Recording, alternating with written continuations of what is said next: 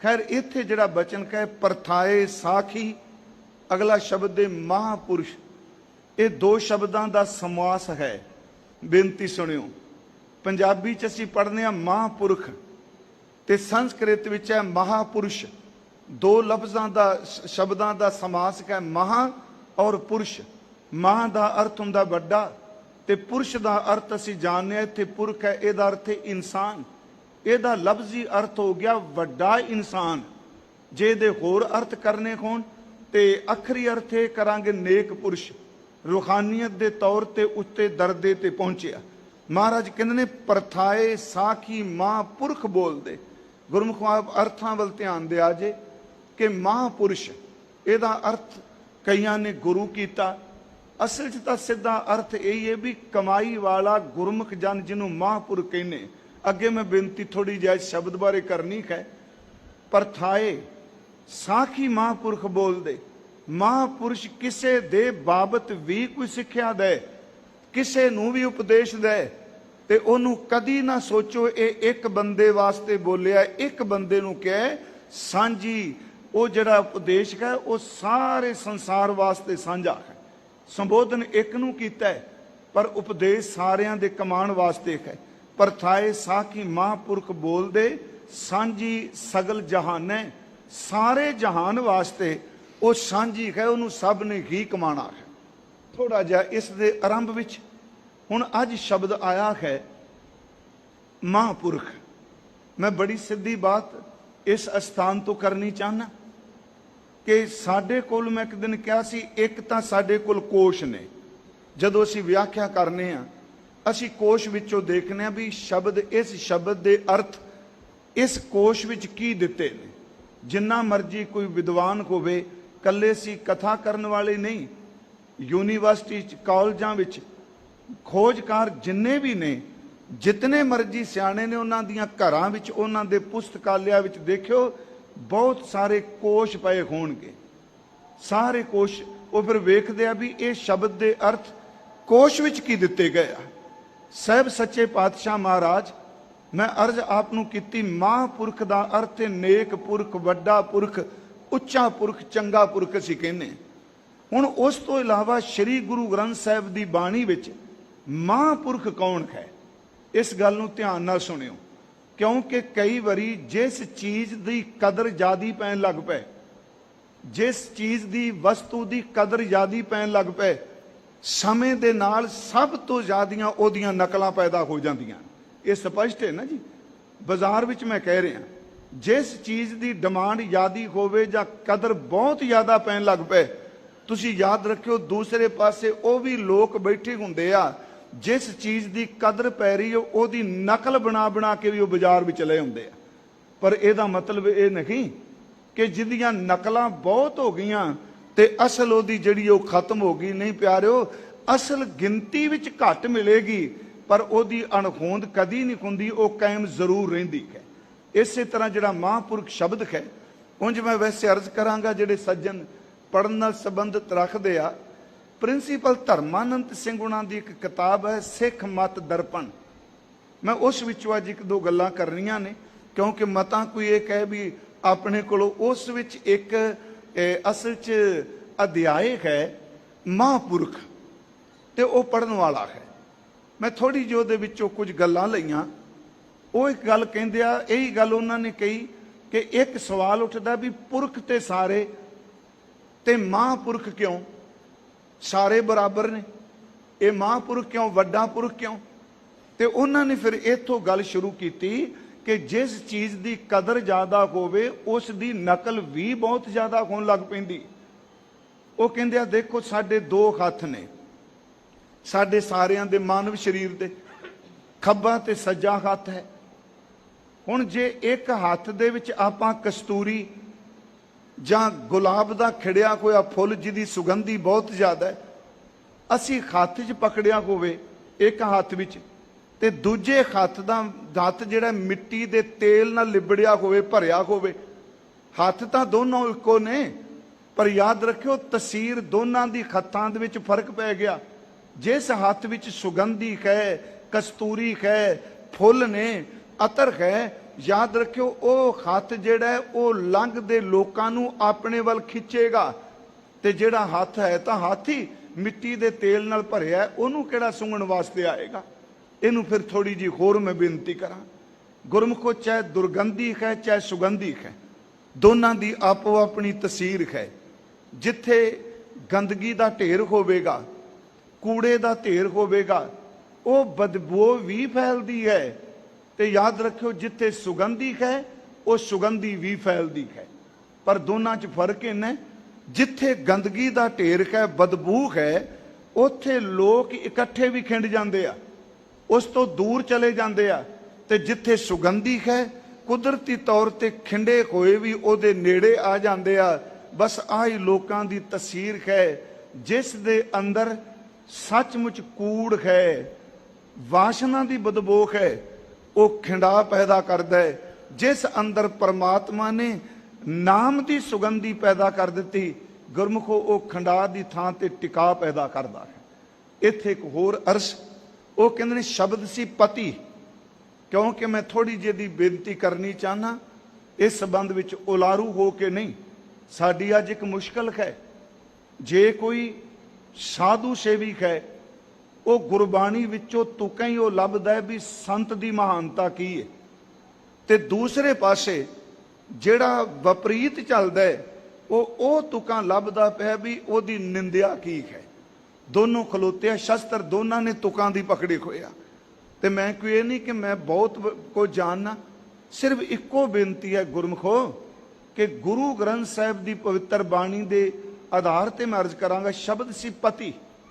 ਉਹ ਸਿਰਫ ਪਤੀ ਜਿਹੜਾ ਸੀ ਇੱਕ ਇਸਤਰੀ ਦੇ ਖਾਵੰਦ ਲਈ, ਕੰਤ ਲਈ, ਮਾਲਕ ਲਈ ਵਰਤਦੇ ਸਨ। ਪ੍ਰਿੰਸੀਪਲ ਸਾਹਿਬ ਲਿਖਦੇ ਨੇ ਉਹ ਸ਼ਬਦ ਇੰਨਾ ਪ੍ਰਚਲਿਤ ਹੋ ਗਿਆ, ਸਭਾਪਤੀ, ਸੈਨਾਪਤੀ, ਪ੍ਰਜਾਪਤੀ, ਦੇਸ਼ਪਤੀ, ਉਹ ਪਤੀ ਕਿੰਨਾ ਸ਼ਬਦ ਵਰਤੀਨ ਲੱਗਾ। ਇਸੇ ਤਰ੍ਹਾਂ ਸ਼ਬਦ ਪ੍ਰੋਫੈਸਰ ਹੈ। ਪ੍ਰੋਫੈਸਰ ਸ਼ਬਦ ਜਿਹੜੇ ਯੂਨੀਵਰਸਿਟੀਆਂ ਵਿੱਚ ਪੜ੍ਹਨ ਵਾਲੇ, ਜਿਨ੍ਹਾਂ ਕਈ ਸਾਲ ਡਿਗਰੀਆਂ ਕੀਤੀਆਂ, ਉਹਨਾਂ ਨੇ ਇੰਨੀ ਪੜ੍ਹਾਈ ਕਰਕੇ ਪ੍ਰੋਫੈਸਰ ਦੀ ਪਦਵੀ ਤੇ ਪਹੁੰਚੇ, ਤੇ ਉੱਥੇ ਉਹ ਲਿਖਦੇ ਨੇ ਸੁਰਮਾ ਵੇਚਣ ਵਾਲਾ ਵੀ ਹੁਣ ਪ੍ਰੋਫੈਸਰ ਬਣਿਆ ਬੈਠਾ। ਸੱਚੀ ਗੱਲ ਇਹ ਵੇ, ਜਿਹਨੇ 4 ਸਾਖੀਆਂ ਸੁਣਾ ਦਿੱਤੀਆਂ ਉਹ ਵੀ ਪ੍ਰੋਫੈਸਰ ਬਣ ਗਿਆ, ਜਿਹਨੇ 5-10 ਬੰਦਿਆਂ ਦੀ ਬੇਇੱਜ਼ਤੀ ਕਰ ਦਿੱਤੀ ਉਹ ਵੀ ਪ੍ਰੋਫੈਸਰ ਬਣ ਗਿਆ। ਤੇ ਫੀਲਿੰਗ ਉਹ ਵੀ ਸੰਤ ਵਾਲੀ ਅੰਦਰੋਂ ਲੈਂਦੇ ਆ, ਪਰ ਲਫ਼ਜ਼ ਜਿਹੜਾ ਚੇਂਜ ਕਰ ਦਿੱਤਾ। ਮੈਂ ਅਰਜ਼ ਕਰਾਂਗਾ ਕਿ ਦੇਖੋ ਇਹ ਸਾਡਾ ਸੁਭਾਅ ਬਣ ਚੁੱਕਾ ਹੈ। ਗੁਰੂ ਗ੍ਰੰਥ ਸਾਹਿਬ ਦੀ ਬਾਣੀ ਨੇ ਮਹਾਂਪੁਰਖ ਸ਼ਬਦ ਮੰਨਿਆ, ਪਰ ਅੰਧ ਵਿਸ਼ਵਾਸ ਵਾਲਾ ਨਹੀਂ। ਤੇ ਜਿੱਥੇ ਅੰਧ ਵਿਸ਼ਵਾਸ ਦੱਸਿਆ ਉੱਥੇ ਗੁਰੂ ਨੇ ਸੁਚੇਤ ਵੀ ਕੀਤਾ। ਇੱਕ ਦਿਨ ਮੈਂ ਅਰਜ਼ ਕੀਤੀ ਸੀ, ਆਪ ਜੀ ਆਸਾਂ ਕੀ ਵਾਰ ਚ ਪੜ੍ਹਦੇ ਹੋ, ਥੋੜਾ ਜਿਹਾ ਸ਼ਬਦ ਮੈਂ ਅੱਜ ਮਹਾਂਪੁਰਖ ਦੇ ਅਰਥ ਲਈ, ਕਿਉਂਕਿ ਰੋਜ਼-ਰੋਜ਼ ਆਪਾਂ ਇਹਨੂੰ ਰਿਪੀਟ ਨਹੀਂ ਕਰਾਂਗੇ। ਆਸਾਂ ਕੀ ਵਾਰ ਵਿੱਚ ਇੱਕ ਪਾਸੇ ਪਖੰਡੀ ਦਾ, ਪਰਪੰਚੀ ਦਾ, ਦੰਭੀ ਦਾ, ਵਿਖਾਵਾ ਕਰਨ ਵਾਲੇ ਦਾ ਉਹਦਾ ਜ਼ਿਕਰ ਕੀਤਾ ਹੈ, ਤੇ ਦੂਜੇ ਪਾਸੇ ਕਿਹਾ ਲੋਕੋ ਇਹ ਮਤ ਸਮਝਿਓ ਕਿ ਸੱਚ ਕਮਾਈ ਵਾਲਾ ਕੋਈ ਨਹੀਂ, ਉਹ ਵਿਖਾਵਾ ਨਹੀਂ ਕਰਦਾ ਪਰ ਕਮਾਈ ਵਾਲੇ ਅੱਜ ਵੀ ਹੈ। ਮਹਾਰਾਜ ਜੀ ਦਾ ਬਚਨ ਹੈ, ਅੰਦਰੋਂ ਝੂਠੇ ਪੈਜ ਬਾਹਰ, ਦੁਨੀਆ ਅੰਦਰ ਫੈਲ, 68 ਤੀਰਥ ਜੇ ਨਾਵੇਂ ਉਤਰੈ ਨਾਹੀ ਮੈਲ। ਹੁਣ ਇਹਦੇ ਵਿੱਚ ਪਰਪੰਚੀ ਦਾ ਜ਼ਿਕਰ ਕੀਤਾ, ਅੰਦਰ ਝੂਠ ਹੈ ਬਾਹਰ ਅਡੰਬਰ ਹੈ। ਅੰਦਰੋਂ ਝੂਠੇ ਪੈਜ ਬਾਹਰ, ਦੁਨੀਆ ਅੰਦਰ ਫੈਲ, 68 ਤੀਰਥ ਜੇ ਨਾਵੇਂ ਉਤਰੈ ਨਾਹੀ ਮੈਲ। ਜਿਨ ਪਟ ਅੰਦਰ, ਹੁਣ ਦੂਜਾ ਪੱਖ, ਜੇ ਅੰਦਰੋਂ ਝੂਠੇ ਨੇ ਤੇ ਗੁਰਮੁਖੋ ਅੰਦਰੋਂ ਨਾਮ ਦੀ ਰੇਸ਼ਮ ਵਾਲੇ ਵੀ ਬੈਠੇ ਹੋਇਆ। ਜਿਨ ਪਟ ਅੰਦਰ, ਬਾਹਰ ਗੁੱਦੜ, ਬਾਹਰ ਉਹਨਾਂ ਦੀ ਗੋਦੜੀ ਪੁਰਾਣੇ ਕੱਪੜੇ ਪਾਇਆ। ਜਿਨ ਪਟ ਅੰਦਰ ਬਾਹਰ ਗੁੱਦੜ, ਤੇ ਭਲੇ ਸੰਸਾਰ ਤੇ ਨਿਉ ਲੱਗਾ ਰੱਬ ਸੇਤੀ, ਦੇਖਣਾ ਵਿਚਾਰ, ਰੰਗ ਹੱਸੈਂ ਰੰਗ ਰੋਵੈਂ, ਚੁੱਪ ਪੀ ਕਰ ਜਾਹੇ, ਪਰਵਾਹ ਨਾਹੀਂ ਕਿਸੇ ਕੇਰੀ, ਬਾਜ ਸੱਚੇ ਨਾ। ਮੈਂ ਅਰਜ਼ ਕਰਾਂਗਾ ਗੁਰਮੁਖੋ ਦੋਨੋਂ ਪੱਖ ਨੇ। ਹੁਣ ਇੱਕ ਦੇਖੋ ਵੀ ਕਿਹੜਾ ਮਹਾਂਪੁਰਖ, ਲਫ਼ਜ਼ ਤਾਂ ਸਾਰੇ ਵਰਤ ਲੈਨੇ, ਤੇ ਅਸੀਂ ਜ਼ਿਆਦਾਤਰ ਉਹ ਵਰਤਨੇ ਜਿਨ੍ਹਾਂ ਨੇ, ਖਿਮਾ ਕਰਿਓ ਬਹੁ ਗਿਣਤੀ 'ਚ, ਆਪ ਤਾਂ ਬਾਣੀ ਪੜ੍ਹੀ ਨਹੀਂ, ਬਸ ਸੁਣ ਲਿਆ ਜੀ ਇਹ ਬਹੁਤ ਪਹੁੰਚੇ ਹੋਏ ਮਹਾਂਪੁਰਖ ਨੇ, ਇਹ ਬਹੁਤ ਪਹੁੰਚੀ ਹੋਈ ਆਤਮਾ ਨੇ, ਇਹ ਤਾਂ ਬ੍ਰਹਮ ਗਿਆਨੀ ਨੇ, ਪੁੱਛੋ ਕੁਝ ਨਾ ਜੀ, ਜਿਉਂ ਬੋਲਣ ਲੱਗਦੇ ਆ ਜੀ ਇਹ ਤਾਂ ਸਿਰੇ ਲੱਗੀ ਗੱਲ ਹੈ। ਮੈਂ ਹੱਥ ਜੋੜ ਕੇ ਬੇਨਤੀ ਕਰਾਂਗਾ, ਕਿਸੇ ਦੀ ਨਿੰਦਿਆ ਨਹੀਂ। ਉਹ ਗੁਰਮੁਖੋ ਗੁਰੂ ਗ੍ਰੰਥ ਸਾਹਿਬ ਵਿੱਚ ਮਹਾਂਪੁਰਖ ਦੀ ਡੈਫੀਨੇਸ਼ਨ ਦਿੱਤੀ ਹੈ ਸੰਸਕ੍ਰਿਤੀ ਵਿੱਚ, जिस विच आ 6 गुण मौजूद ने, मेरा गुरु अर्जुन देव कहता वो ही महापुरुष है। पहला गुण है मंत्रंग राम राम नामंग ध्यानंग सर्वत्र पूर्ण, ज्ञानंग सम दुख सुख जुगत निर्मल नरवैर ने, दयालंग सर्वत्र जिया पंच दोख विवर्जित है, भोजनं गोपाल कीर्तन अल्प माया जल कमल रहता है, उपदेशं सम मित्र सत्र भगवंत भगत भावनी, पर निंदा ने स्रोत सरवणंग आप त्याग सगल रेणुक है। आ महाराज कहते ने खट लखण पूर्णंग पुरख है, नानक नाम साध सवजन है। आ 6 गुण जेदे विच ने ना, वो ही महापुरख है। ते ये महापुरख जो उपदेश करदा सारी मानवता लई करदा है। थोड़े ਜਿਹੇ ਦੇ आखिरी अर्थ ਅਸੀਂ कर लेने कि महापुरख गुरु ग्रंथ साहिब विच पूर्ण खट लखण पूर्णंग पुरख है, नानक नाम साध सुवजन है। उन्हां 6 लक्षणां विचों पहला लक्षण महापुरख दा है, ओदी जबान दे उत्ते सारियां थावां ते रमे होए परमात्मा दा नाम हुंदा है। मैं सीधे जे अर्थ करांगा जी, 6 गल्लां उंज तां इहदे अर्थ करो बहुत गुण निकलदे आ। मंत्रंग राम राम नामक ध्यानंग सर्वत्र पूर्ण है। पहला लक्षण उन्हां दी रसना ते प्रभु दा नाम ते सर्व व्यापक परमात्मा दे ध्यान विच रहिंदे। पहला लक्षण जी सिमरन ते ध्यान। दूजा ज्ञानंग सम दुख सुखं जुगत निर्मल नरवैर ने, उन्हां नूं इन्ना कु अंदर दा ज्ञान रब ने दे दिता, दुख ते सुख विच इक्को जिहा रहिंदे आ, सुरत डोलदी नहीं, हंकारी नहीं हुंदी। उन्हां दे जीवन दी जुगत अत दी निर्मल ते ओ वैर तो रहत हुंदे आ। ये दूजा गुण है। तीसरा दयालंग सर्ब जिया पंच दोख भी वर्जित है। वो सारे जीवां ते दया करदे ने, पंजां दोखां नूं अपने अंदर वड़न ही नहीं देंदे। सीधी गल, जिहदे अंदर पंजां वकारां दा फुरना भी ना उठे। आ तीसरा लक्षण है महापुरख दा। अगे है भोजनं गोपाल कीर्तनं अल्प माया जल कमल रहता है। उन्हां दी जिंदगी दी खुराक, उन्हां दा भोजन रूखानी परमात्मा दा कीर्तन है। रहिंदे संसार विच ने, पर गुरमुखो वो रहिंदे इस तरह ने कि जिवें मानो कमल दा फुल जिहड़ा वो पानी विच नरलेप रहिंदा है। ये उन्हां दा तीसरा गुण है। फिर बेनती सुनो, मंत्रंग राम राम नामक ध्यानंग सर्वत्र पूर्ण है, ज्ञानंग सम दुख सुखंग जुगत निर्मल नरवैर ने, दयालंग सर्वत्र जिया पंच दोख विवर्जित है। अगला बचन कहते ने भोजनं गोपाल कीर्तनं अल्प माया जल कमल रहता है। 4 गुणा तो बाद उपदेशंग सम मित्र छत्र है। महापुरख दा कोई मित्र नहीं, कोई ओदा दुश्मन नहीं। वो उपदेश मित्र ते दुश्मन नूं इक्को जिहा ही करदे ने। जे असीं कदी इतिहास विच देखीए, मैं एक गुरु साहब की उदाहरण देना। महापुरख गुरु ग्रंथ साहिब विच गुरु नूं भी कहा है। गुरु रामदास ने महापुरख शब्द गुरु अमरदास लई वरते। इथों तक बाबा सुंदर जी ने शब्द वरत्या, भगत सतगुर पुरख सोई जिस हर प्रभाणा भावै। हुण तुसीं देखो, पैंदे खां चढ़ के आया, आ करतारपुर की जंग हुई, सिर्फ एक पक्ष लैना, मीरी पीरी दे दाता जी नाल सीधा मुकाबला होया। उन्हें वंगारिया महाराज जी नूं ते 6वें सतगुरां ने मुस्कुरांदियां कहा पैंदे नूं कि पहला वार तू कर, असीं नहीं करने, असीं सिर्फ रोकांगे। उन्हें वार कीते, ओदे 3 वार खाली गए। जवान बड़ा सी, ओदे बारे कहा जाता है कि मोहर नूं, जिहड़ी मोहर हुंदी है सिक्का, हथ की तली ते रख के अंगूठे नाल मलदा ते उत्तों निशान मिट जाता सी। किन्ने सख्त हथ सन। 2 साण भिड़दे खुण झोटे ਸਿੰਘਾਂ तो पकड़ के उन्हां नूं वख भी कर सकदा सी। एडा जवान, किसे भी घोड़ असवार दे असवार समेत होवे घोड़ा, ਉਹਦੇ थल्ले वड़ के जिवें पंड चुक के सट्टी दी जमीन ते थल्ले सड़ दिंदा सी। 3 वार इहदे खाली गए। इहने की कीता, पता सी हुण गुर भारी तो मैं बचना नहीं। ये दौड़ के महाराज जी दे घोड़े थल्ले वड़िया। सतगुरां ने अपनी ढाल इहदे सिर च मारी। साडा इतिहास कहंदा ढाल वजी, सिर खिलर गया, जमीन ते डिग्गा। तड़फदे होए दे मूंह दे उत्ते 6वें सतगुरां ने ढाल कर दित्ती। मैं फिर बेनती करांगा, गुरु दी नज़र च कोई दुश्मन नहीं, कोई मित्र नहीं। इस तरह सच है, नरलेप है, वो ਸਭ ਲਈ ਇੱਕੋ ਜਿਹਾ ਵਿਆਰ ਕਰਦਾ ਹੈ। ਉਹਦੇ ਚਿਹਰੇ ਦੇ ਉੱਤੇ ਢਾਲ ਚਾ ਕੀਤੀ ਤੇ ਨਾਲ ਉਹਨੂੰ ਸ਼ਬਦ ਕਿਹਾ, ਨੇਤਰ ਭੇਜਿਆ, ਕਿਉਂਕਿ ਬੱਚਿਆਂ ਆਪਣੇ ਬੱਚਿਆਂ ਨਾਲ ਪਾਲਿਆ ਉਹਨੂੰ।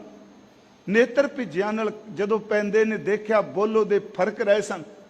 ਛੇਵੇਂ ਗੁਰਦੇਵ ਕਹਿੰਦੇ ਨੇ ਪੈਂਦੇ ਨੂੰ ਕਿ ਕਲਮਾ ਪੜ੍ਹ, ਕਲਮਾ ਪੜ੍ਹ, ਖੁਦਾ ਦਾ ਕਲਮਾ ਪੜ੍ਹ, ਤੈਨੂੰ ਅੱਲਾ ਦੇ ਘਰ 'ਚ ਥਾਂ ਮਿਲ ਜਾਏਗੀ। ਹੁਣ ਇੱਥੇ ਇੱਕ ਮੈਂ ਬੇਨਤੀ ਕਰਨੀ ਹੈ, ਸਾਡੀ ਤਵਾਰੀਖ ਕਹਿੰਦੀ ਹੈ ਕਿ ਖੂਨ ਨਾਲ ਭਿੱਜਾ ਹੋਇਆ ਪੈਂਦਾ ਖਾਂ, ਅੱਗੋਂ ਪੈਂਦੇ ਖਾਂ ਕਹਿੰਦਾ ਸਤਿਗੁਰੂ ਨੂੰ ਕਿਹੜਾ ਕਲਮਾ ਪੜਾਂ, ਤੇਰੀ ਢਾਲ ਹੀ ਮੇਰਾ ਕਲਮਾ ਬਣ ਗਈ ਹੈ। ਹੁਣ ਇਹ ਬਟਰਿੰਗ ਤਾਂ ਹੈ ਨਹੀਂ, ਇਹਨੂੰ ਸੁਹਿਰਦਤਾ ਨਾਲ ਸੁਣਿਓ। ਬੰਦੇ ਦਾ ਸਿਰ ਪਾਟਾ ਪਿਆ, ਖੁੱਲਾ ਪਿਆ, ਜ਼ਮੀਨ ਤੇ ਡਿੱਗਾ, ਮੌਤ ਸਾਹਮਣੇ ਆਉਂਦੀ ਏ। ਮਰਨ ਵੇਲੇ ਤਾਂ ਬੰਦੇ ਦੇ ਅੰਦਰੋਂ ਉਹ ਕੁਝ ਨਿਕਲ ਆਉਂਦਾ ਜਿਹੜਾ ਕੁਝ ਦੱਬਿਆ ਵੀ ਹੁੰਦਾ ਹੈ। ਇਹਦਾ ਮਤਲਬ ਉਹ ਐਵੇਂ ਵਿਖਾਵੇ ਦੇ ਸ਼ਬਦ ਨਹੀਂ ਕਹਿ ਰਿਹਾ, ਉਹਨੂੰ ਮਰਨ ਵੇਲੇ ਗੁਰੂ ਦੀ ਢਾਲ ਵਿੱਚੋਂ ਵੀ ਉਹ ਸਵਾਦ ਆ ਗਿਆ ਜਿਹੜਾ ਕਲਮੇ ਵਿੱਚੋਂ ਮਿਲਣਾ ਸੀ। ਪਰ ਗੁਰੂ ਸਾਹਿਬ ਨੇ ਥੋੜਾ ਕਿਹਾ ਤੂੰ ਦੋਜਕ ਵਿੱਚ ਸੜੇਗਾ। ਮੈਂ ਦੂਸਰੀ ਬੇਨਤੀ ਕਰਾਂ, ਆਪ ਜੀ ਨੂੰ ਪਤਾ ਹੋਣਾ ਬਾਬਾ ਵੀਰ ਸਿੰਘ ਜੀ ਨਰੰਗਾਬਾਦ ਵਾਲੇ, ਇਹ ਕਈ ਸੱਜਣਾ ਨੂੰ ਪਤਾ ਹੋਣਾ, ਇਹ ਸ਼ਾਹ ਮੁਹੰਮਦ ਨੇ ਕਿਹਾ ਉਹ ਗਰਕ ਜਾਣੇ ਲੋਕ, ਇਹਨਾਂ ਨੇ ਕੋਈ ਸੰਤ ਤੇ ਸਾਧ ਨਹੀਂ ਛੱਡਿਆ। ਜੰਗਨਾਮੇ ਚੋਂ ਕਹਿੰਦਾ ਹਮਲਾ ਕਰਦੀਆਂ ਪਈਆਂ ਨੇ ਫੌਜਾਂ ਆਪਣੀਆਂ ਹੀ, ਪਰ ਉਹ ਮਹਾਂਪੁਰਖ ਲੰਗਰ ਤਿਆਰ ਪੈ ਕਰਵਾਉਂਦੇ ਆ। ਤੇ ਜੇ ਕੋਈ ਪੁੱਛਦਾ ਉਹ ਤੋਪਾਂ ਲੈ ਕੇ ਉਹ ਮਾਰਨ ਵਾਸਤੇ ਚੜ ਕੇ ਆ ਗਏ, ਤੁਸੀਂ ਲੰਗਰ ਕਹਿਣ ਲੱਗੇ, ਮਾਰ ਤਾਂ ਉਹਨਾਂ ਜਾਣਾ, ਤੋਪਾਂ ਨਾਲ ਉਡਾਣਗੇ ਸਾਨੂੰ। ਪਰ ਆਖਰੇ ਗੁਰੂ ਨਾਨਕ ਸਾਹਿਬ ਦਾ ਘਰ ਹੈ, ਆਉਂਦੇ ਪਏ ਨੇ, ਮਾਰਨ ਤੋਂ ਬਾਅਦ ਪੇਟ ਭੁੱਖੇ ਨਾ ਚਲੇ ਜਾਣ, ਲੰਗਰ ਜ਼ਰੂਰ ਛਕੇ ਜਾਣ। ਮੈਂ ਫਿਰ ਬੇਨਤੀ ਕਰਾਂ, ਦਵੈਸ਼ ਵਾਲੇ ਲਈ ਮੇਰੀ ਇਸ ਕਥਾ ਦਾ ਕੋਈ ਅਰਥ ਨਹੀਂ, ਪਰ ਗੁਰੂ ਗ੍ਰੰਥ ਸਾਹਿਬ ਕਹਿੰਦੇ ਨੇ ਬ੍ਰਹਮ ਗਿਆਨੀ ਕੈ ਦ੍ਰਿਸ਼ ਸਮਾਨ, ਜੈਸੇ ਰਾਜ ਰੰਗ ਕੋ ਲਾਗੈ ਤੁਲ ਪਵਾਨ। ਖਵਾ ਚੱਲਦੀ ਏ, ਉਹ ਅਮੀਰ ਤੇ ਗਰੀਬ ਨਾਲ ਇੱਕੋ ਜਿਹਾ ਵਿਹਾਰ ਕਰਦੀ ਹੈ। ਮੈਂ ਆਪ ਨੂੰ ਫਿਰ ਉਸੇ ਵਿਸ਼ੇ ਤੇ ਆਉਣ ਲੱਗਾ ਕਿ ਮਹਾਂਪੁਰਖ ਦੇ ਆ ਰੂਹਾਨੀ ਗੁਣ ਨੇ। ਫਿਰ ਤਾਂ ਵਾਕਈ ਮਹਾਂਪੁਰਖੇ ਜੇ ਬਾਣੀ ਪੜ੍ਹਦੇ ਆਪਾਂ, ਉਪਦੇਸ਼ੰਗ ਸਮ ਮਿੱਤਰ ਛਤਰੈ ਭਗਵੰਤ ਭਗਤ ਭਾਵਨੀ, ਪ੍ਰੇਮਾ ਭਗਤੀ ਦਾ ਉਪਦੇਸ਼ ਦਿੰਦੇ ਨੇ। ਤੇ ਗੁਰਮੁਖੋ ਛੇਵਾਂ ਮਹਾਂਪੁਰਖ ਦਾ ਲੱਖਣ ਹੈ, ਪਰ ਨਿੰਦਾ ਨ ਸਰੋਤ ਸਰਵਣੰਗ, ਆਪ ਤਿਆਗ ਸਗਲ ਰੇਣ ਕਹਿ। ਕਿਸੇ ਦੀ ਪਰਾਈ ਨਿੰਦਿਆ ਕੰਨਾਂ ਨਾਲ ਨਹੀਂ ਸੁਣਦਾ, ਆਪਣੀ ਕੌਮੇ ਨੂੰ ਤਿਆਗ ਕੇ ਸਭ ਦੇ ਚਰਨਾਂ ਦੀ ਧੂੜ ਬੰਦਾ। ਆ ਹੈ ਮਹਾਂਪੁਰਖ ਪਰਥਾਏ, ਜਿਹੜੇ ਸਭ ਨੂੰ ਉਪਦੇਸ਼ ਦਿੰਦੇ ਨੇ। ਮਹਾਰਾਜ ਜਿਨ੍ਹਾਂ ਨੂੰ ਅੱਜ ਕਹਿ ਰਹੇ ਨੇ ਪਰਥਾਏ ਸਾਖੀ ਮਹਾਂਪੁਰਖ ਬੋਲਦੇ, ਇਹਨੇ ਖੱਟ ਲਖਣ ਪੂਰਨ ਪੁਰਖ ਹੈ, ਨਾਨਕ ਨਾਮ ਸਾਧ ਸਵਜਨ। ਇੱਕ ਪੱਖ ਇਹ ਵੀ ਹੈ, ਦੂਜਾ ਪੱਖ ਆਪਾਂ ਲੁਕਾਈਏ ਨਾ।